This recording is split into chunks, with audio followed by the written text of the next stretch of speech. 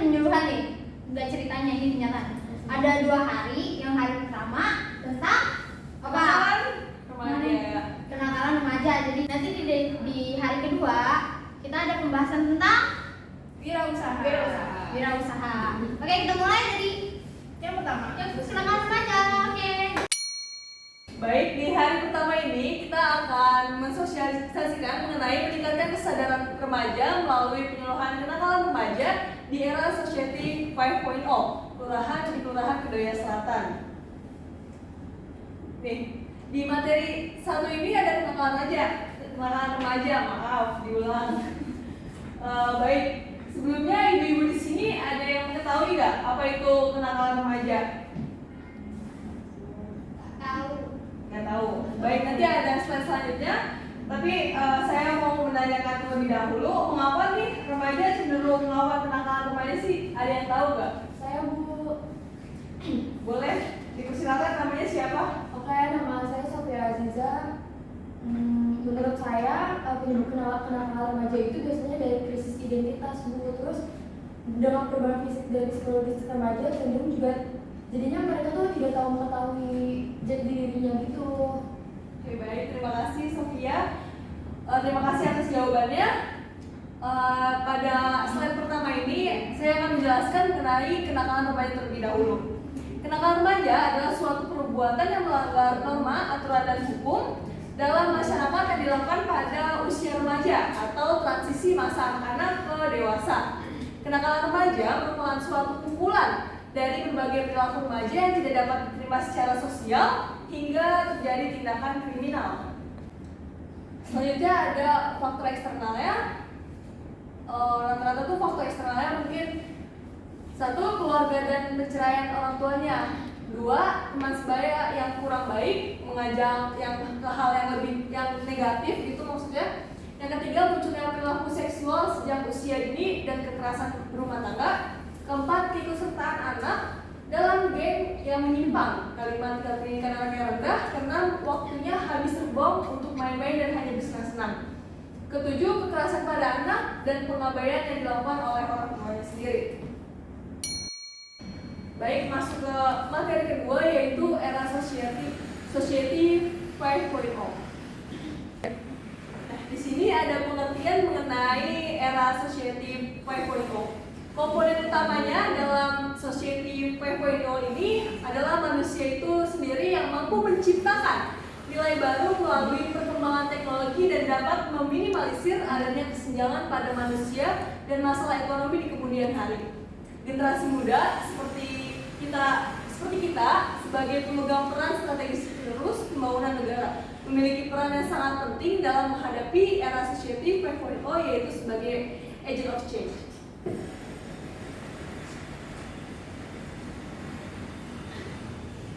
Next, di sini ada peran generasi muda sebagai agent of change dalam menghadapi era society. Peran yang pertama yaitu memiliki kemampuan beradaptasi dan kompetensi. Kedua, mempunyai karakter yang kolaboratif, kreatif, inovatif, dan inklusif. Ketiga, mempunyai daya pikir yang kritis. Keempat, sebagai talenta digital, wirausahawan digital. Di hari kedua nanti kita akan membahas mengenai wirausaha dan maupun potensial dari produk-produk domestik. Materi selanjutnya yaitu materi terakhir di hari pertama ini, yaitu mengenai tujuan kelurahan meningkatkan kesadaran remaja melalui kelurahan kenakalan remaja di era Society 5.0 Kelurahan Kedoya Selatan. Tujuannya yaitu untuk menambah pengetahuan kita tentang cara mengatasi kenakalan remaja di lingkungan Kelurahan Kedoya Selatan. Tepatnya target yang dicapai adalah peningkatan pengetahuan bagi remaja dalam mencegah dan mengatasi kenakalan remaja. Manfaat dari adanya penyuluhan pada remaja masa kini ini sangat diperlukan apalagi di era sosial sekarang. Dengan 10 rangkaian ini dapat memiliki pengetahuan yang lebih unggul baik dalam dunia pendidikan, pekerjaan maupun sosial. Mampu menghargai proses, mampu mengambil pelajaran dari kegagalan dan memecahkan masalah yang mudah. Para remaja kerap kali melakukan kenakalan yang dapat melanggar aturan. Dalam melakukan perbuatan yang nakal, para remaja belum memiliki kesadaran akan dampak kenakalan remaja yang dilakukannya. Oleh karena itu diperlukannya upaya penyuluhan tentang dampak kenakalan remaja dengan tujuan untuk meningkatkan kesadaran para remaja terhadap bahaya kenakalan remaja itu sendiri. Baik, terima kasih. Itu saja pemaparan dan sosialisasi kita pada hari ini. Semoga ilmu yang saya sampaikan bisa dapat disalurkan kepada anak yatim sendiri atau kepada orang lain. Terima kasih.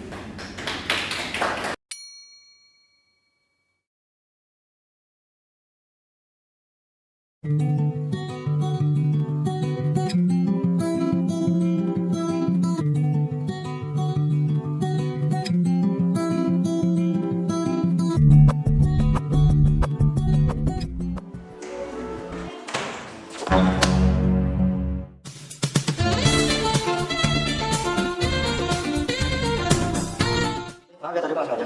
Ya Allah. Kamu lihat aja di sini. Ya. Kamu masih kepo ya nama siapa? Nama Eka. Siapa juga yang kepo? Oh, Eka. Nama aku David. Selamat ada. Oh ya, siap. Ya.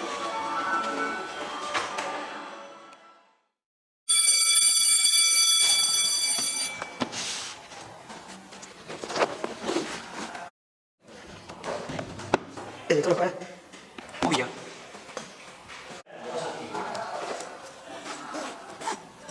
Ya, kamu kan banyak uang nih. Terus? Hari Senin pulangnya kita ke Warung Gede. Ngapain? Ya biasalah minum dikit-dikit. Hah? Minum-minum? Aku nggak biasa minum-minum. Coba kamu aja David tuh. David, hari Senin pulangnya kita ke Warung Gede. Ngapain? Ya biasalah minum dikit-dikit doang. Hah? Minum? Minum kan nggak baik untuk kesehatan. Ya udah sih kalau kalian mau ikut.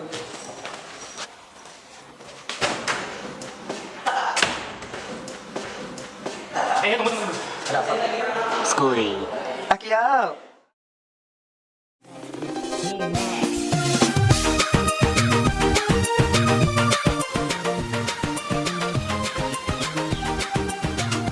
Tuh, apa aja dah habis. Slow. Aku masih banyak uang kok. Beli lagi. Benar deh. Ya. Siap.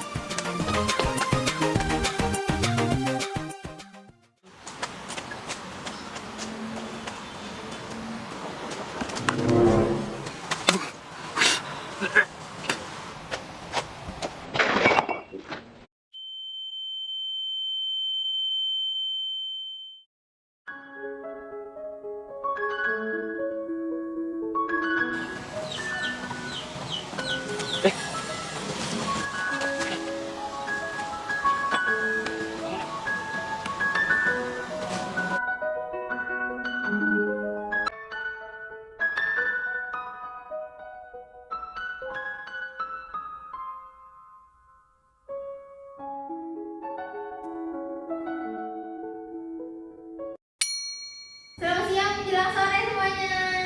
Siap. Oke, kita lanjutin ya. Materi hari ini itu akan mengenai wirausaha. Wirausahawan. Ya. Ini siapa yang di sini yang pengen punya usaha? Saya. Kita belajar hari ini. Oke, kita langsung aja nih ya.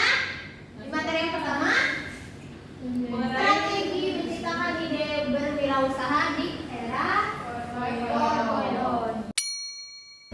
Assalamualaikum warahmatullahi wabarakatuh. Waalaikumsalam warahmatullahi wabarakatuh.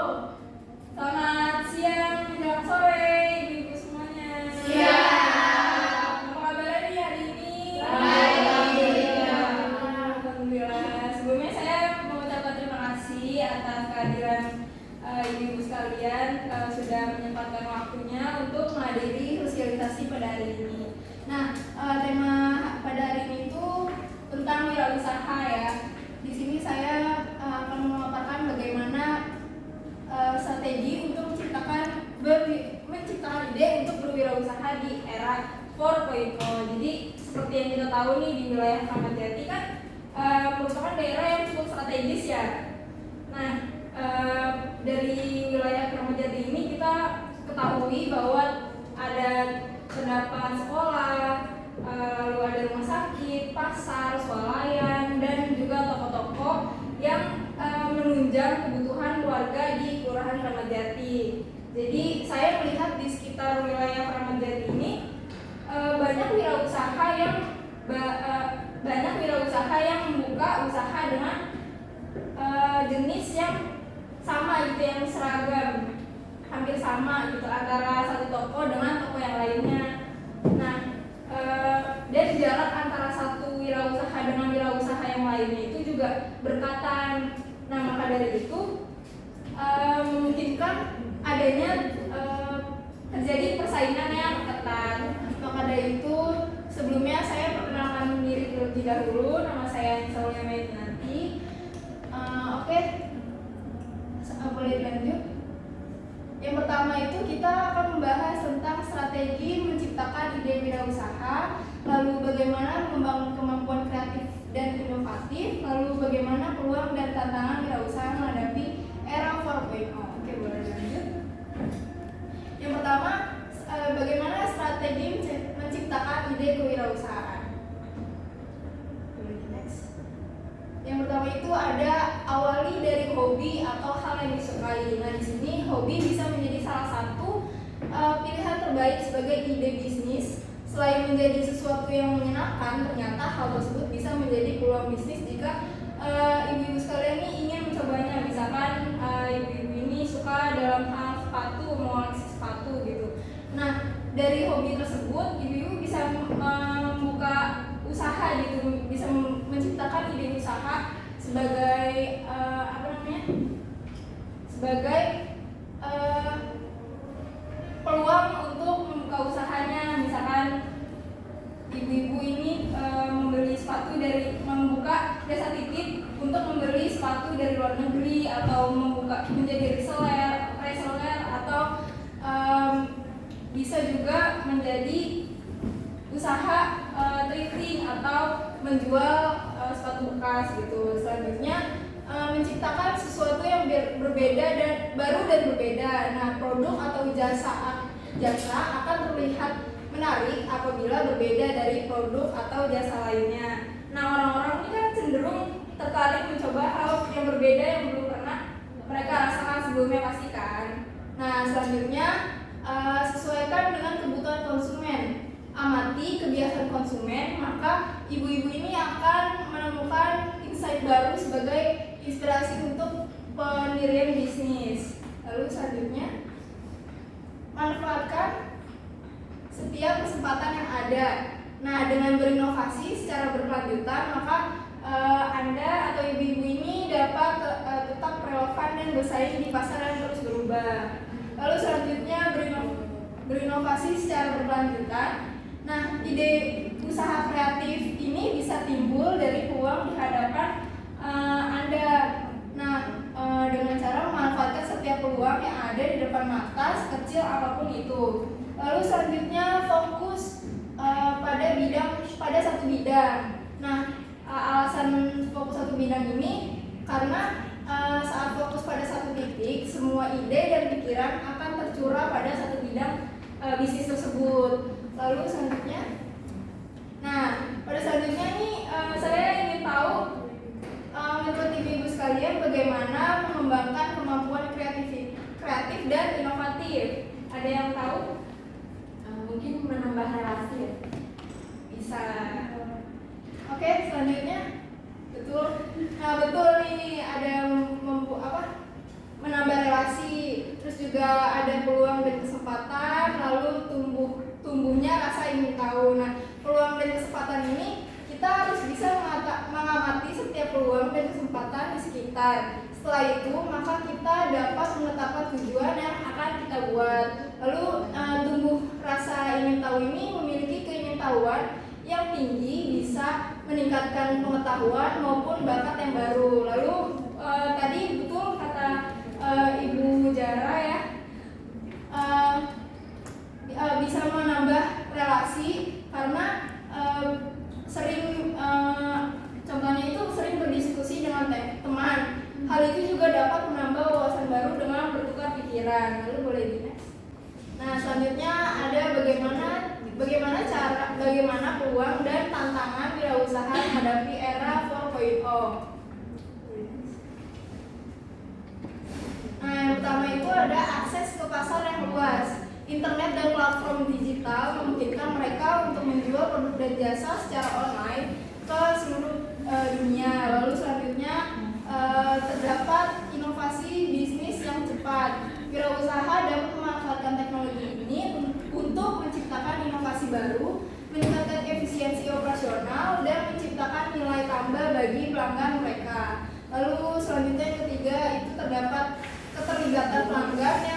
baik. Nah, dengan hadirnya media sosial dan platform komunikasi digital lainnya, wirausaha dapat berinteraksi langsung dengan pelanggan mereka. Lalu selanjutnya yang keempat, ada kolaborasi global. Nah, kolaborasi global ini membuka peluang untuk memperluas jaringan, mendapatkan akses ke sumber daya baru, dan menciptakan sinergi bisnis yang saling menguntungkan. Oke, sekian dari sosialisasi mengenai strategi menciptakan ide wirausaha di era 4.0. Saya harapkan kepada ibu sekalian agar dapat menerapkan informasi-informasi baru yang telah saya paparkan tadi. Semoga juga dapat bermanfaat. Itu saja yang dapat saya sampaikan. Terima kasih. Wassalamualaikum warahmatullahi wabarakatuh. Waalaikumsalam.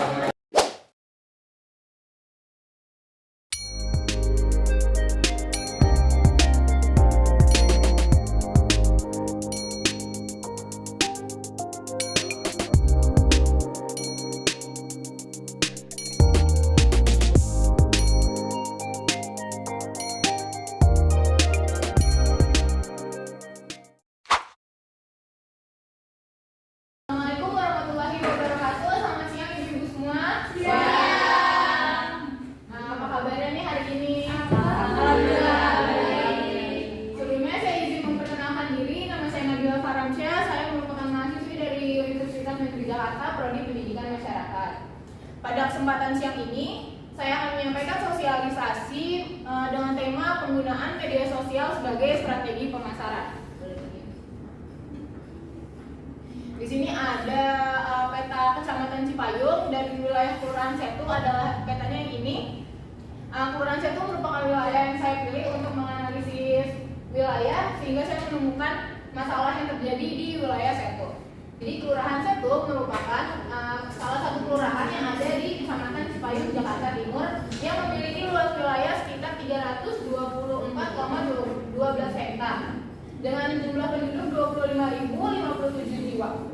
Nah, setelah saya melakukan analisis wilayah, saya menemukan permasalahan yang terjadi di wilayah Setu, yaitu banyak sekali wirausahawan di Kelurahan Setu yang memiliki jenis usaha yang sama dan juga tempat mereka berusaha itu banyak sekali yang bersebelahan atau berbeda beberapa rumah saja, sehingga menyebabkan persaingan ekonomi di Kelurahan Setu itu menjadi ketat dan banyak sekali usaha-usaha yang bangkrut atau pun tidak berprogres sama sekali. Kita akan membahas mengenai sosial media. Media sosial adalah salah satu platform digital yang menyediakan fasilitas untuk melakukan aktivitas sosial bagi setiap penggunanya. Beberapa aktivitas yang dapat dilakukan di media sosial misalnya itu berkomunikasi atau berinteraksi hingga memberikan informasi atau konten berupa tulisan, foto, ataupun video. Selanjutnya ada fungsi dan juga manfaat dari sosial media. Untuk fungsinya yang pertama berguna untuk berkomunikasi, membranding, menjadi tempat usaha ataupun menjadi tempat bermarketing. Dan manfaatnya yang pertama ada sebagai sarana belajar, mendengarkan dan juga menyampaikan. Ketiga itu ada sarana perencanaan strategi dan manajemen. Dan yang terakhir itu ada sarana kontrol, evaluasi dan juga pengukuran. Di sini ada macam-macam aplikasi yang biasanya digunakan untuk melakukan strategi pemasaran ya ibu-ibu. Yang pertama ini ada Instagram, lalu ada TikTok, WhatsApp dan juga Facebook. Selanjutnya ada cara strategi pemasaran di sosial media. Yang pertama kita harus menentukan dulu target konsumennya. Lalu yang kedua kita harus memilih jenis media sosial mana yang sekiranya cocok dengan usaha kita. Yang ketiga kita harus membuat konten yang bernilai. Yang keempat dengan membagikan pengetahuan seputar produk yang kita jual atau yang kita tawarkan. Yang kelima menggunakan gambar-gambar yang atraktif. Lalu yang keenam kita membuat profil yang unik ataupun berciri khas. Yang ketujuh dengan mengunggah konten secara konsisten. Yang kedelapan melakukan interaksi yang menyenangkan. Yang kesembilan memberikan respon dengan cepat kepada pembeli. Dan yang ke-10 kita bisa mencoba dengan cara memberikan diskon kepada followers yang sudah mengikuti profil kita. Lalu ada cara membangun personal branding. Yang pertama kita harus mengenali dulu diri kita sendiri ataupun jenis usaha yang kita tawarkan. Lalu yang kedua itu membuat nama yang menarik untuk usaha kita. Yang ketiga kita bisa membuat profil. Dan selanjutnya kita harus membuat strategi konten seperti apa untuk usaha kita. Dan yang kelima itu menciptakan koneksi. Terima kasih ibu-ibu, cukup sekian yang dapat saya sampaikan. Semoga ilmu-ilmu yang saya sampaikan dapat bermanfaat dan dapat diterapkan untuk usaha-usaha ibu-ibu semua.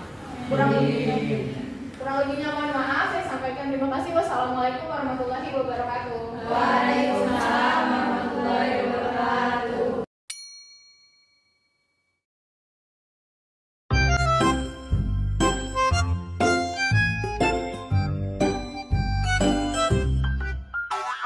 Milk tea, drink milk tea. Milk tea, just for me. Milk tea, drink milk tea. Milk tea, just for me. Hot, milk tea, hot. When I touch, nice. Milk tea's nice. When I smell, sweet. Milk tea, sweet. When I taste, hot, nice, sweet milk tea.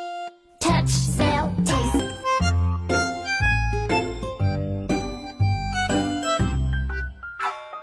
Milk tea, drink milk tea. Milk tea, just for me. Milk tea, drink milk tea. Milk tea, just for me. Hot, milk tea's hot. When I touch, nice. Milk tea's nice. When I smell, sweet. When I taste, hot, nice, sweet milk tea. Touch, smell, taste.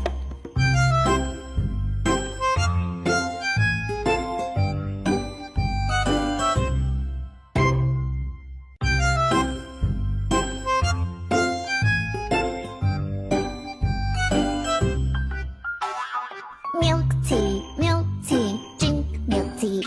Tea, just for me. Assalamualaikum warahmatullahi wabarakatuh. Waalaikumsalam warahmatullahi wabarakatuh. Selamat siang ibu-ibu semua. Melihat saya lagi dan lagi ya. Terus tadi sebelumnya ibu-ibu udah masuk 2 materi. Yang pertama itu apa? Ya, boleh. Dua, kenakalan remaja. Ayo. Masalahnya ya, kali ini kita ibu-ibu bakalan tahu apa itu pengaruh kemasan terhadap keputusan pembelian produk ibu-ibu semua. Saya bukan nanya ya, tenang aja. Boleh next? Yang pertama, definisi kemasan. Kemasan adalah atribut yang berhubungan dengan produk tetapi tidak merupakan bagian dari visi produk itu sendiri. Ini bukan kata saya, ini menurut ahli Olson dan Jacobi pada tahun 1972.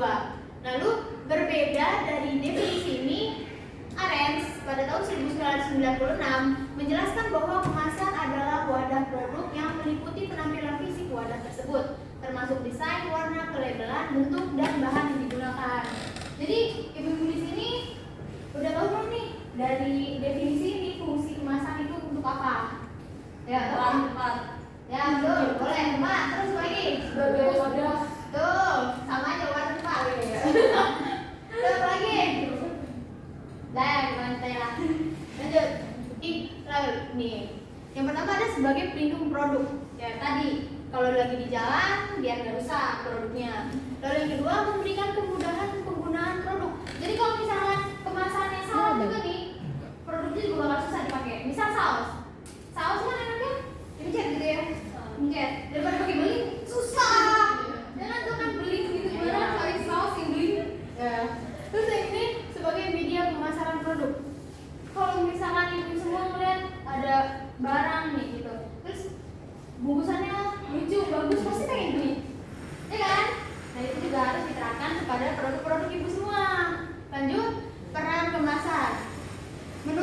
pada tahun 2010 menjelaskan tentang alasan utama sebuah produk perlu diberi kemasan, yaitu untuk keamanan produk yang dipasarkan, untuk membedakan dari produk pesaing, dan untuk meningkatkan penjualan, sehingga kemasan harus dibuat menarik dan unik. Nah, ini poinnya.